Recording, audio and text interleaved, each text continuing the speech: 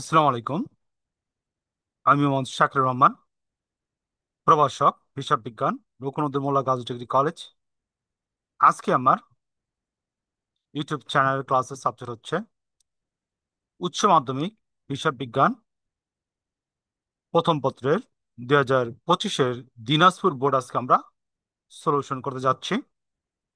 তো আমার প্রথম কোশ্চেন, র মিল বহির্ভূত দফা কোনটি? প্রারম্ভিক ব্যাংক ব্যালেন্স।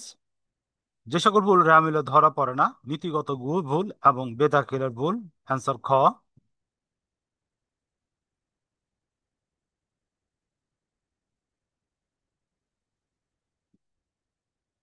নীতিগত ভুল এবং বেদাখিলের ভুল।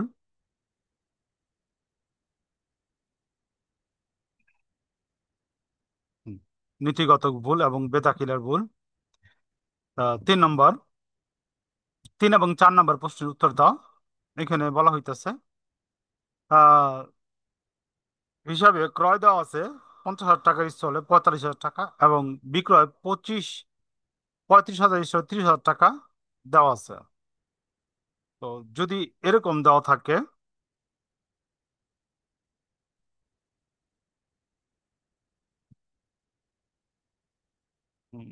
আমরা একটু ওয়েট করি।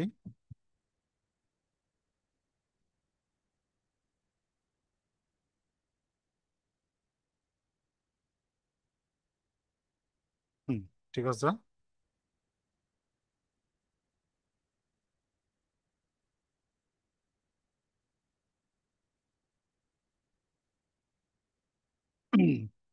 রেওয়া মিলের যোগফল কত টাকা কম বা ও রেওয়া মিল তৈরির কোন ধরনের ভুল হয়েছে? পরিপূরক ভুল। অর্থাৎ এখানে আমরা একটু খেয়াল করি, 50,000, 45,000, 5,000 ডিফারেন্স, 35,000, 30,000, 5,000 টাকা ডিফারেন্স। তো দুইটা ভুল কি সেম টাইপ হয়েছে, তো এই ধরনের ভুলটা কি বলা হয়? পরিপূরক ভুল। রেওয়া মিলের যোগফল কত টাকা কম বা বেশি দেখানো হয়েছে? 5,000 টাকা বেশি বা কম কি হয়েছে দেখানো হয়েছে।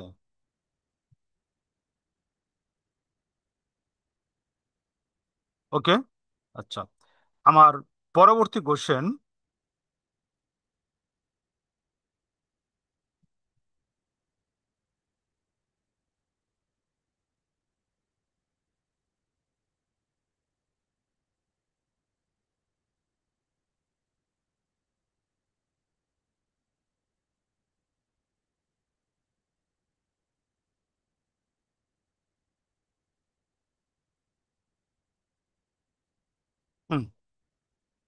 হ্যাঁ, পরবর্তী কোশ্চেন, কোনটি মূলধন জাতীয় ব্যয়? সম্পত্তি ক্রয় মূলধন জাতীয় ব্যয়।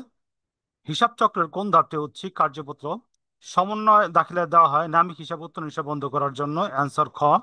নিচের কোনটি সম্পত্তির অবচয় ধার্য করা আসবাবপত্র? 9 এবং 10 নম্বর প্রশ্নের উত্তর দাও। জনাব আরাফাত 1 জানুয়ারি 2024 তারিখে একটি মেশিন ক্রয় করেন।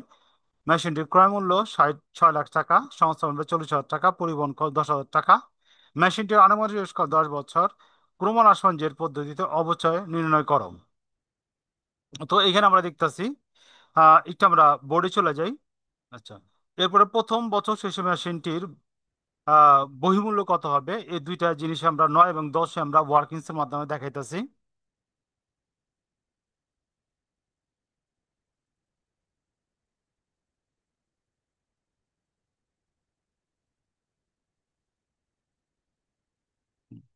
9। ওকে। আহ, অবচয়ের পরিমাণ আহ, নির্ণয়।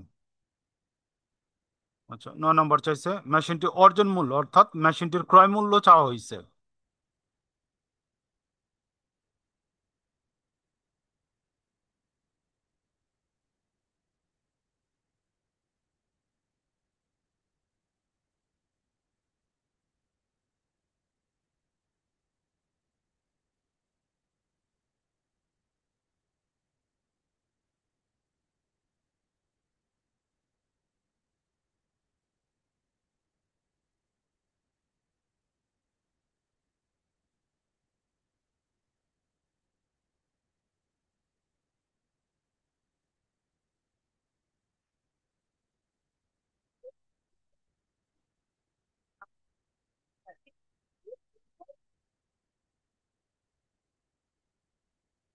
6 লাখ টাকা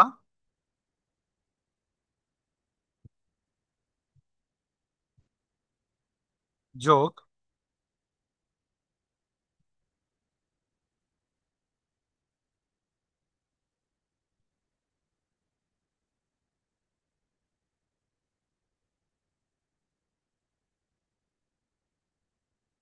সংস্থাপন ব্যয় 40,000, পরিবহন 10,000,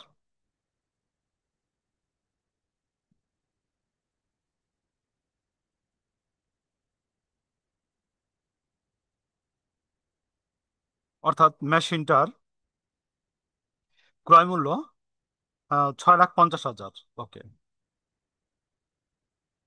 10 নম্বর আমার চা হয়েছিল প্রথম বছর শেষে মেশিনটির বহিমূল্য। প্রথম বছর শেষে মেশিনটির বহিমূল্য চা হয়েছে। তো প্রথমে আমার কি করতে হবে, যেহেতু ক্রমহ্রাসঞ্জের পদ্ধতিতে অবচয় সংরক্ষণ করে, তো প্রথমে কি করতে হবে, আমার অবচয়ের হার বের করতে হবে ক্রমহ্রাসঞ্জের পদ্ধতিতে।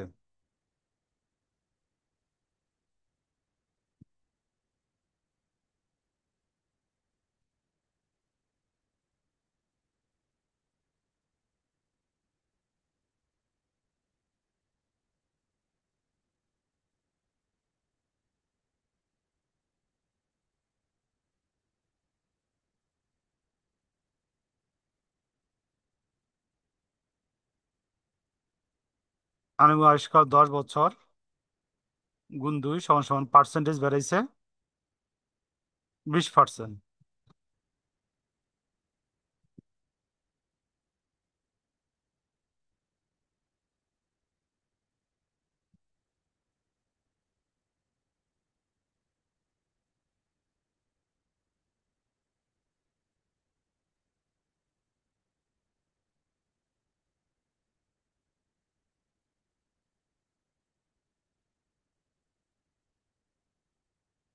মেশিনটির ক্রয় মূল্য গুণ 20% সমান সমান এখানে আমার আসতেছে 1,30,000 টাকা। অতএব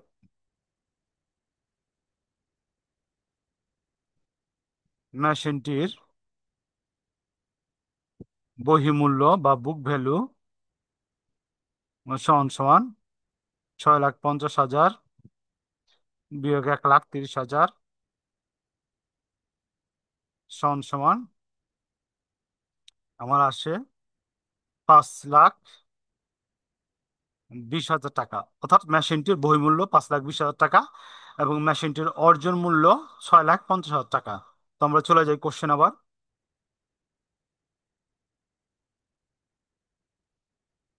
হুম। হ্যাঁ। হুম। এটা আনসার হলো এইটা, এটা আনসার হলো এইটা। ওকে, গেল।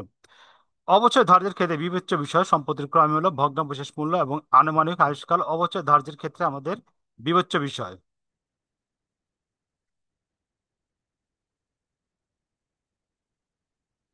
হুম। 12 এবং 13 নম্বর প্রশ্নের উত্তর দাও।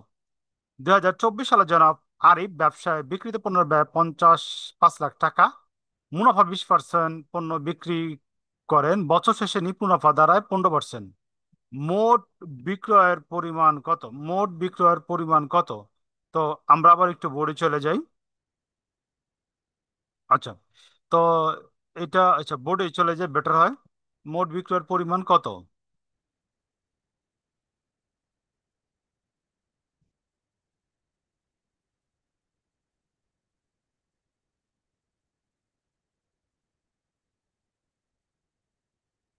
হুম। এটা হলো আমাদের 12 নম্বর। মোট বিক্রয়ের সমান সমান, আমি একটু বুঝি, 50,000 টাকা ছিল আমার বিক্রিত পণ্যের ব্যয়, অর্থাৎ কস্ট প্রাইস 5 লাখ টাকা। এটা হলো 80%। তো আমার দরকার কত? 100%, অর্থাৎ বিক্রয় মূল্য। ক্যালকুলেশন করলে আমার বেরিতেছে এখানে 6,25,000। 6,25,000 হলো আমার মোট বিক্রয় মূল্য।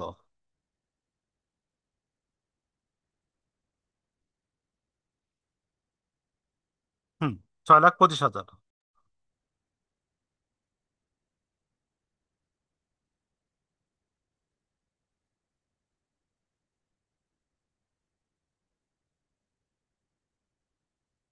হুম।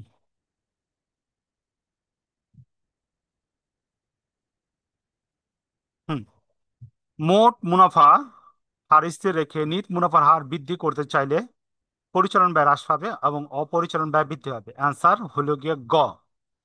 পারমাণবিক উৎপন্ন যোগ নিট ক্রয় যোগ ক্রয় সংক্রান্ত খরচ মানান সমপরিমাণ উৎপন্ন সমান সমান বিক্রিত পণ্যের ব্যয় সমান সমান বিক্রিত পণ্যের ব্যয়। ক।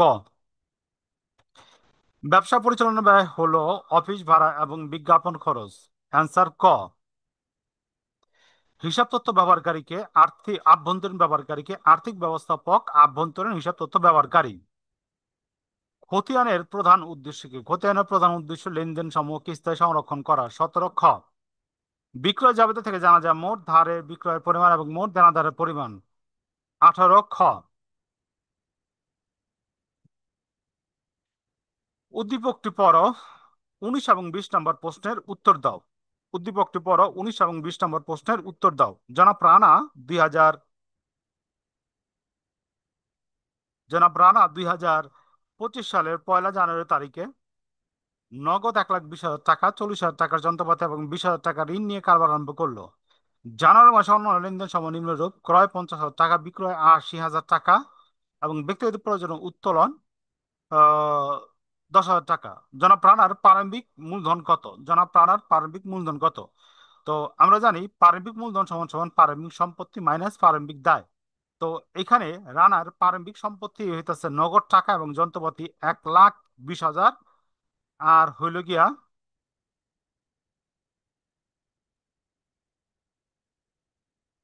হুম, 1,20,000। উম, আর হইল কি এখানে যন্ত্রপাতি আমার দেওয়া আছে ও 40,000 যন্ত্রপাতি, 1,60,000। ওকে। এবং আহ দায় আছে হইল গিয়ে আমার 20,000 টাকা। তো 1,60,000। হুম। ও, আরেকটা সম্পত্তি আছে এখানে, নগদ, যন্ত্রপাতি। ও, ক্লিয়ার। এটা আমরা একটু বোর্ডে যাই, বোর্ডে গেলে বেটার হইব।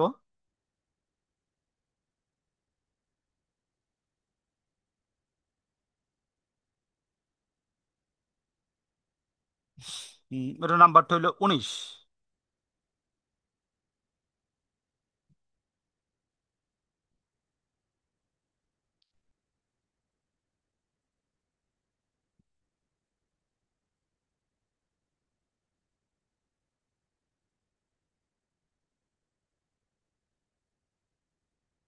প্রারম্ভিক মূলধন নির্ণয়।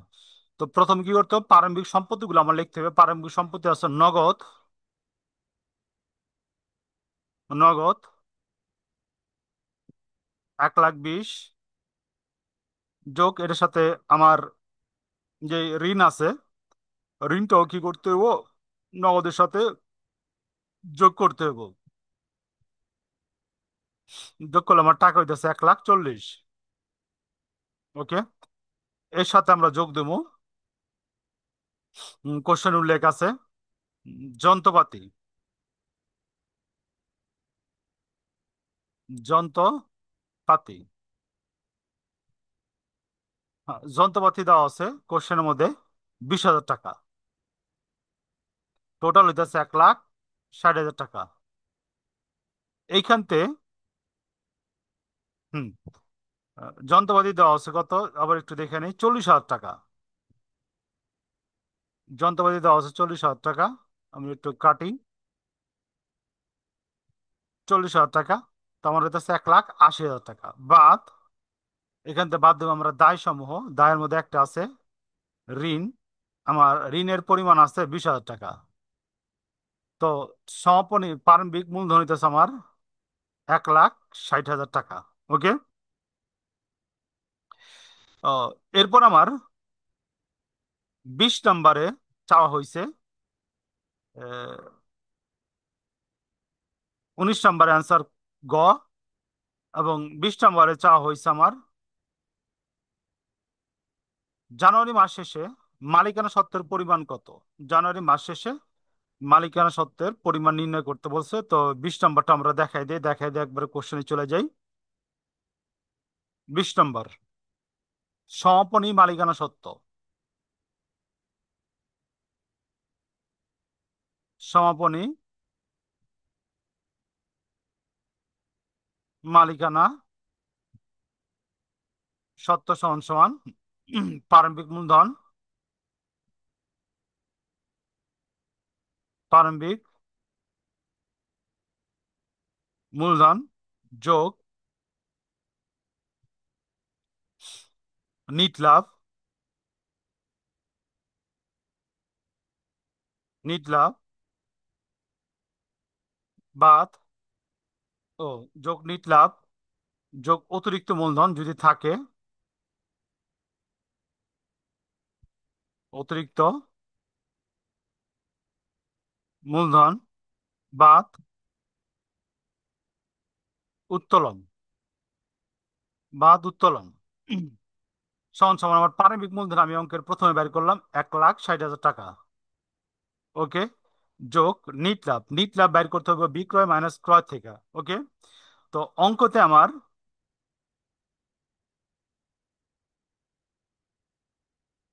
ক্রয় দেওয়া আছে 50,000 এবং বিক্রয় দেওয়া আছে 80,000, উত্তোলন দেওয়া আছে 10,000।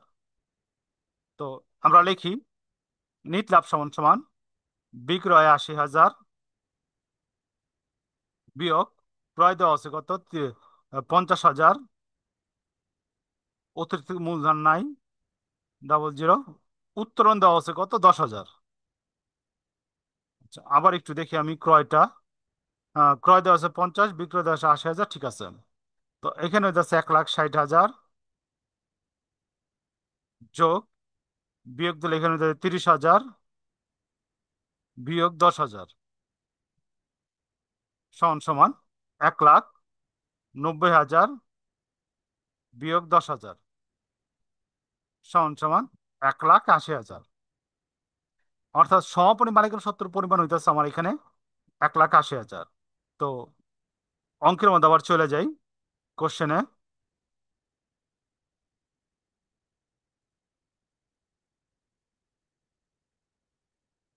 সমাপনী মালিকানা সত্ত্বের পরিমাণ কত?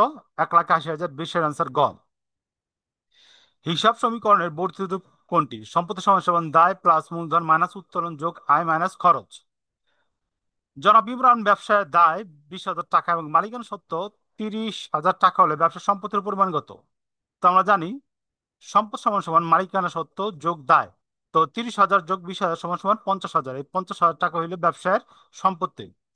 পাওনাদারের পাওনাদারকে প্রদান করা হলে হিসাব সমীকরণে কি প্রভাব ফেলবে? সম্পত্তি কমে যাবে এবং দায় কমে যাবে। তার মানে অ্যান্সার হলো ক। 24। হ্যাঁ, 2024 এবং 25 নম্বর প্রশ্নের উত্তর দাও। জনাব পারুল 2025 সালের 1 জানুয়ারি তারিখে 1,00,000 টাকায় পণ্য 10% বার্তায় ক্রয় করে। এক সপ্তাহ পর উক্ত মালের অর্ধেক 10% বার্তায় পরিশোধ করে। পারুলের প্রাপ্ত বার্তার পরিমাণ কত? পারুলের প্রাপ্ত বার্তার পরিমাণ একটু খেয়াল করে আমরা এখানে 1,00,000 টাকা 10% বার্তায় ক্রয় করে, এক সপ্তাহ পর উক্ত মালের মূল্য 10% ফেরত দেয়। ওকে, তো এখানে 10% বার্তার পর যেমন একটা বোর্ডে চলে যায় এটাতে যে মূল্য পরিশোধের পর দায় কত। আমরা 24 এবং 25 নম্বরের যে অবজেক্টিভ আছে সেটা আমরা বোর্ডে দেখাই ক্যালকুলেশন গুলা কিভাবে হয়েছে।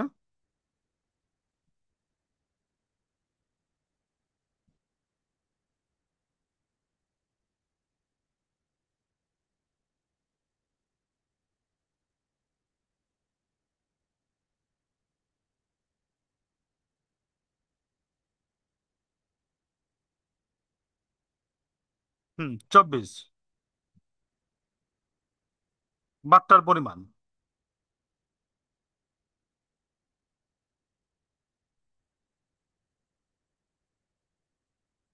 পরিমাণ। ওকে, বাট্টার পরিমাণ হলো গিয়া 1 লক্ষ টাকা ছিল।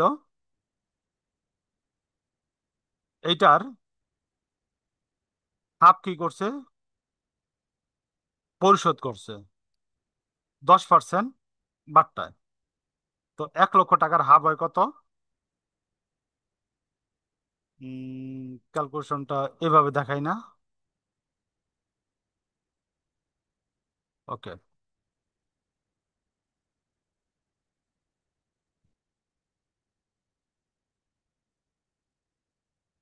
বাট্টার পরিমাণ।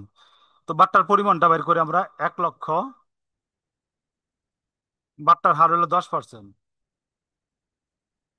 10%, তো মোট বাট্টার পরিমাণ হয় আমার 10,000 টাকা। 10,000 টাকা, ওকে। তো পরিশোধ করছে, নগদে পরিশোধ করছে, হাফ করছে।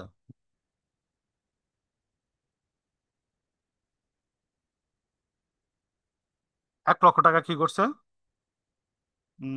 পরিশোধ করছে। হুম, নগদে পরিশোধ করছে 90,000 টাকা, গুণ হাফ পরিশোধ করছে। হাফ পরিশোধ কত করছে, এবং এখানেও 10% বাট্টা পাইছে। বাট্টার পরিমাণ হলো 4,500 টাকা। অর্থাৎ বাট্টার পরিমাণ হলো কত, 4,500 টাকা, ওকে। 25 নম্বর, কত টাকা দায় পরিশোধ করলো? দায় সমান সমান, এখানে দায় সমান সমান মোট ধারে ক্রয়। মোট ধারে ক্রয়, আমার মোট ধারে ক্রয় করছে কত, 90,000 টাকা। এইখান থেকে পরিশোধ করছে অর্ধেক, কত, 45,000 টাকা। তো আরো বাকি রয়েছে কত, 45,000 টাকা, ওকে।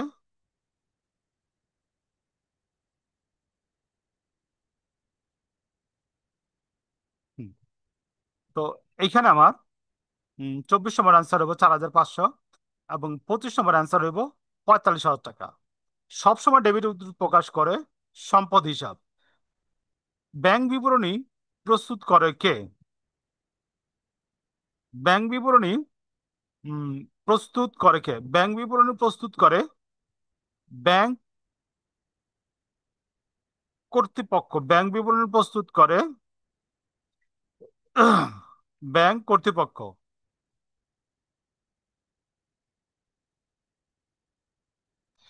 নোমান কোম্পানির নগদ বহিস্থ ব্যাংকে জমা 20,000 টাকা, দেনাদার কর্তৃক সরাসরি ব্যাংকে জমা 5,000 টাকা, আদায়ের জন্য জমাকৃত চেক প্রত্যাখ্যাত 4,000 টাকা, ব্যাংক কর্তৃক ধার্যকৃত চার্জ 200 টাকা।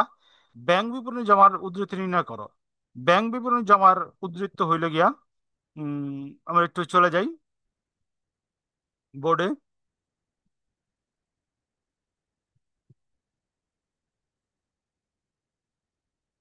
ওকে, এটা হলো গিয়ে আমার 28 নম্বর।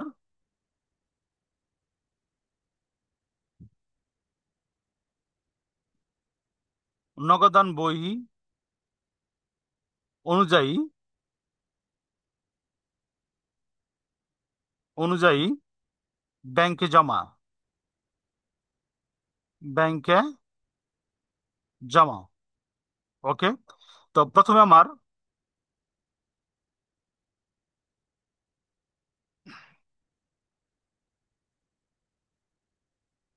ব্যাংকে জমা ছিল কত টাকা, 20,000 টাকা।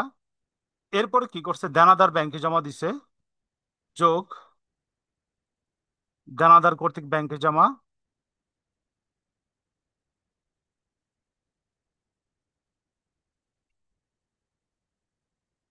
ব্যাংকে জমা, দেনাদার কর্তৃক ব্যাংকে জমা দিচ্ছে আমার 5,000 টাকা। এরপরে কি হয়েছে, আমার এখানে 25,000 টাকা বাদ আদায়কৃত চেক প্রত্যাখ্যাত হয়েছে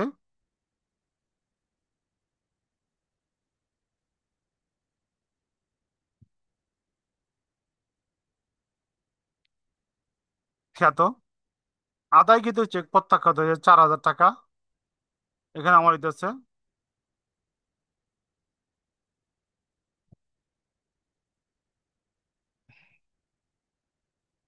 হুম 25,004 এখানে আমার হইতেছে যোগ 25,000 4,000 21,000 টাকা। এরপর আমার কি হয়েছে, ব্যাংক চার্জ ধার্য করছে, ব্যাংক চার্জ। ব্যাংক চার্জ হলো গিয়ে আমার 200 টাকা। তো 20,800 টাকা হইলো আমার ব্যাংক জমার উদ্বৃত্ত।